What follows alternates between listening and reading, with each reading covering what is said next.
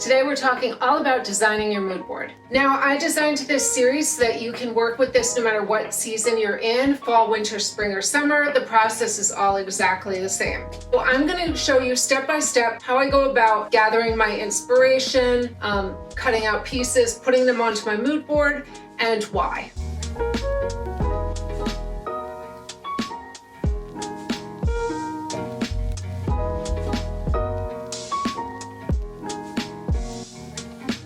Hello and welcome back to Sew Pomona. I'm Rebecca and I'm so glad you're here.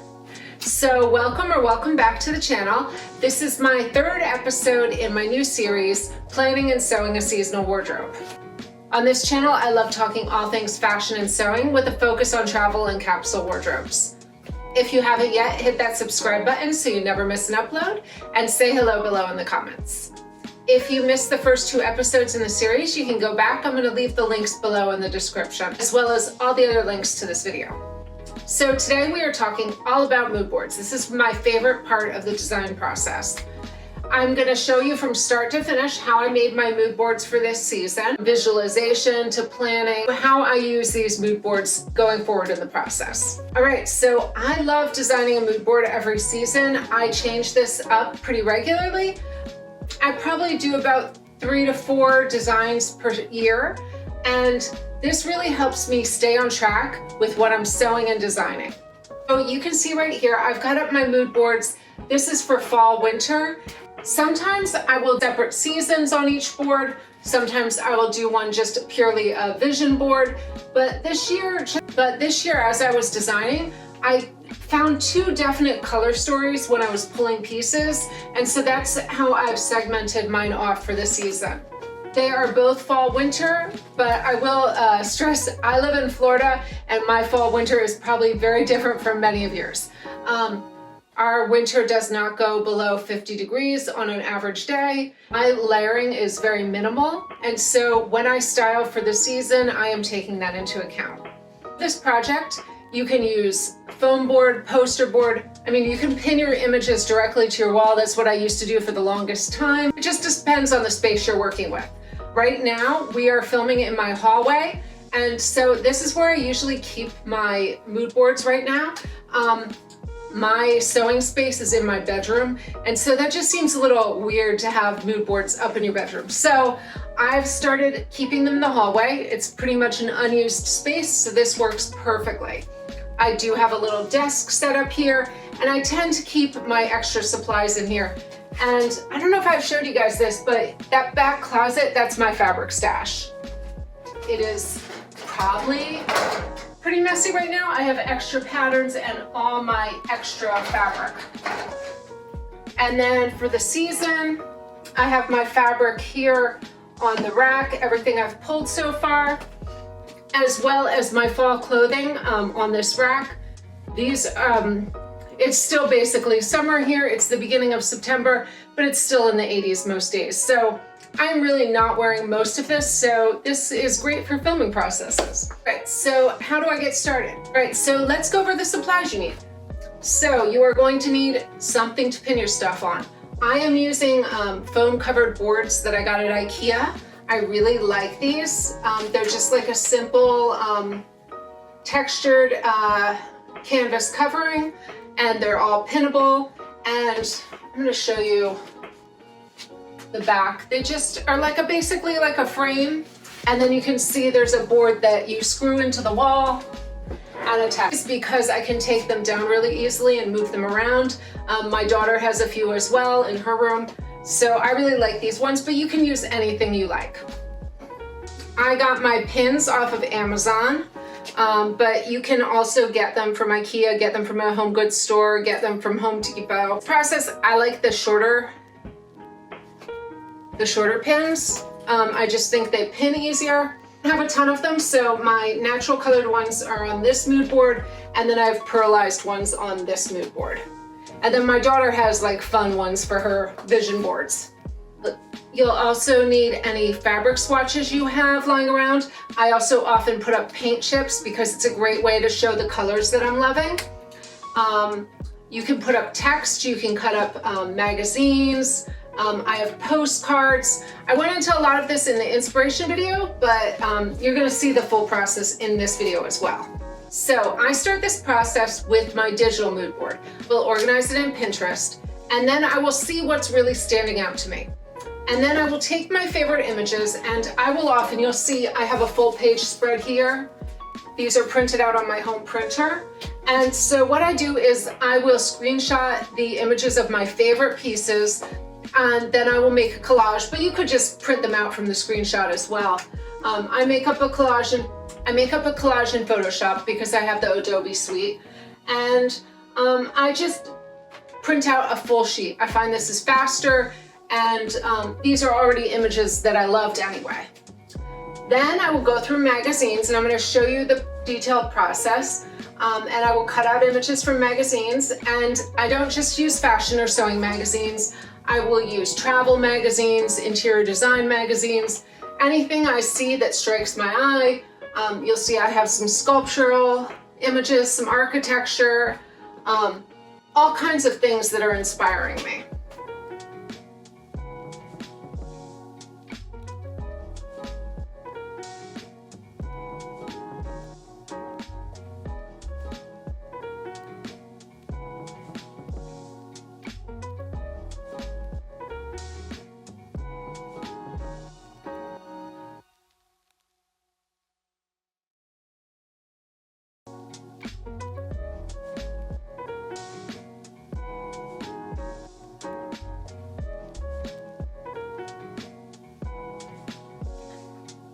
So here are my best tips. Stay true to yourself. Really focus on what you love and what you want to make.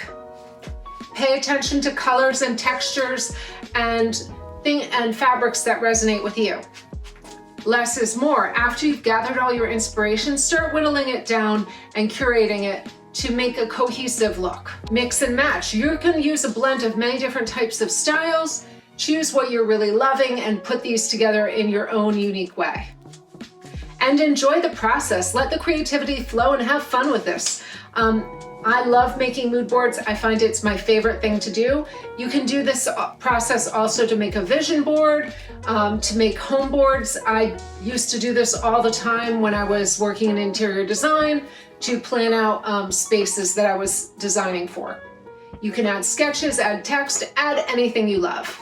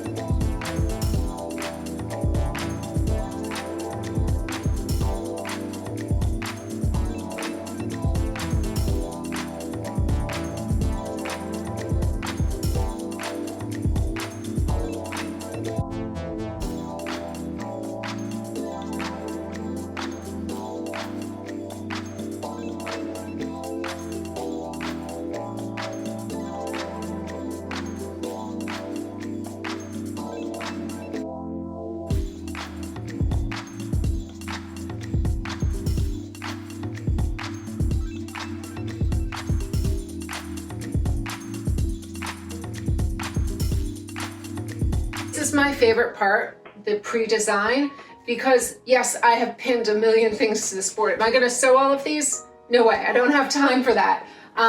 My sewing time is usually pretty limited. I work in these videos, so I only have so much sewing time, but this is really to inspire me for the whole season as I go through the process. Let me show you what I've actually pinned to my mood board. See, in these two mood boards, and I will show close-ups so that you can see these better, I have really segmented them into two mood boards. This one, I was having the natural colors for fall, the reds, the browns, the yellows, and some blues. But then this board, I moved all my main blues and my neutrals too. So there are some colors that mix and match on both sides, but I felt this looked more cohesive together. I've got paint colors I like. I mean, I love these Chanel booties. Will I ever buy these? Probably not. I don't think I can afford $6,000 booties, but maybe someday. That's part of my vision board. Beautiful sculptures, strong. I love this dia glove of Anna Pavlova. And it's just like a beautiful design that I've had in my collection for a while. And then I've also got fabrics that are in my stash right now. So I've got knits, I've got this green, I've got black, I've got all my fabrics worked in. You can see this is a jacket I am planning on making, this navy wool, and I have my wool already. And then a sweater that I want to make in a Breton stripe. And then my embroidery inspiration for the year. And then over here, I've got a little more pre-Raphaelite feeling going on. I've got some sculptural images, some romantic images, some vibrant reds and brick reds, which I don't usually sew with, but I was really drawn to this season. Little embroidery that I bought when I was in New York City.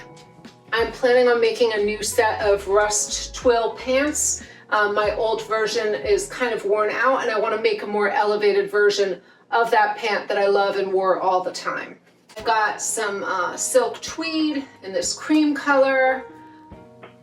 And then, I was just looking through my stash and I found this picture and I was like, I don't know why I love this so much, but I really liked the color combination. And then I found two silks that are already in my stash in this lilac and this really soft green. And they were exactly the colors in that image. And so now I'm thinking about pairing those two fabrics together. Now, I will say, I planned out part of this in advance, so I had already ordered most of my fabric, but you could use your fabric stash. You could buy swatches of things you're thinking about and just use those for your mood board. Actually, if you're planning farther out, I would suggest ordering some swatches and seeing what you're like. If you're not really sure, especially if you're a beginner sewist and you have not sewn a lot and you don't know what you're really gonna like, because that texture can make a real difference in what you're going to sew. And you'll see that on this, I have some very more formal images, and then I've got very casual street style. I've got some simple neutrals, but they are in elegant, elevated fabrics. I've got some embroidery details. I love doing embroidery. I don't usually work on it in the summer because it's hot and I don't want to get the oils from my hands on the embroidery, but come winter and fall, I will be starting on a new embroidery. This is the one I have the kit for with my EGA group. So I am planning on doing this, and I'm planning on doing it on this black linen that I got from Stone Mountain & Daughter. And this jacket, and I was loving this pop of the gold embroidery on the dark background, and that is what helped me decide on using this as my background fabric.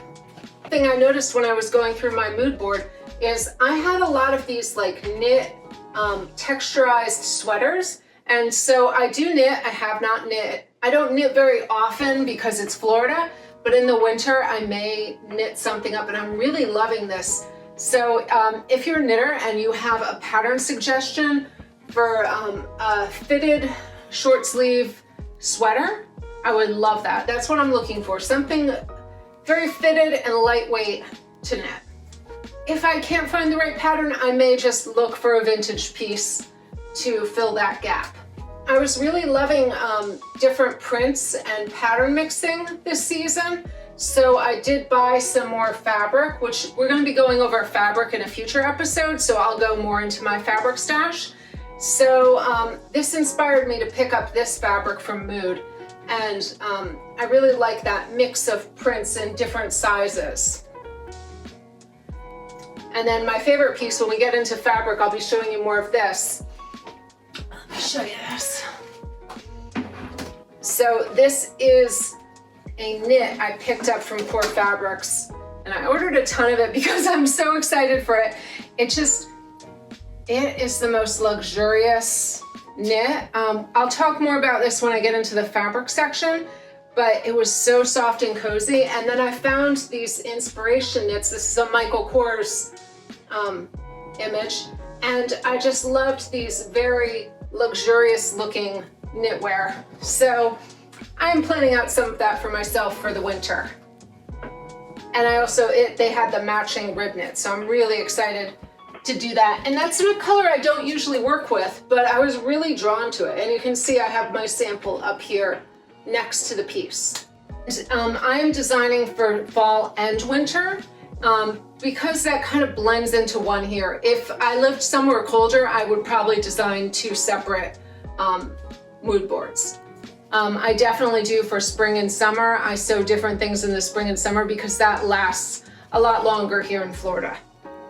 I am planning on sewing one coat this season just because I don't have any, and I want something that's like a mid-weight for our Florida weather.